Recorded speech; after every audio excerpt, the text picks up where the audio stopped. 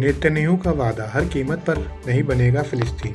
UN में America के प्रस्ताव पर वोटिंग से पहले इजरायल के पीएम बेंजामिन नेतन्याहू ने दो टूक कहा कि अब वह फिलिस्तीन को अलग देश नहीं बनने देंगे। उनका दावा है कि ऐसा होने पर हमास और मजबूत होगा और इजरायल की सुरक्षा खतरे में पड़ेगी। गाजा युद्ध विराम के बाद अमेरिका फिलिस्तीन राष्ट्र की पहल आगे बढ़ा रहा है, लेकिन नेतन्याहू पर लचीलापन दिखाने का भारी अंतर्राष्ट्रीय दबाव है।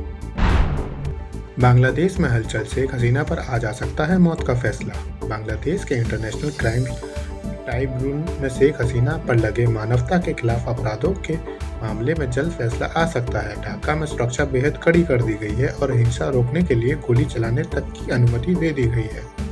हसीना सरकार गिरने के बाद देश में राजनीतिक अस्थिरता बढ़ी है। सरकार फांसी की मांग कर रही है, जिससे फैसला और भी विवादित हो गया है।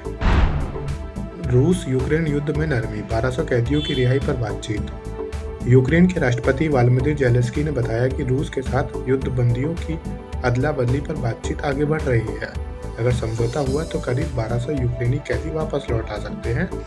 लंबे समय से खिंच रहे इस युद्ध पर अब अमेरिका भी कम प्रतिक्रिया दे रहा है। मौजूदा हालात में दोनों देशों की यह बातचीत तनाव कम करने की दिशा में सकारात्मक कदम मानी जा रही है। एनवाईसी मेयर पर हमला, ऑस्कर विजेता जॉन वाइट बोले कम्युनिटी मूर्ख।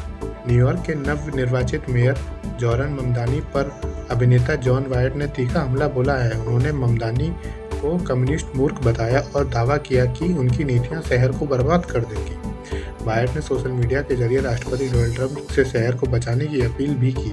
चुनाव जीतने के बाद से ममदानी को लगातार दाएं पंथ से आलोचनाओं का सामना करना पड़ रहा है।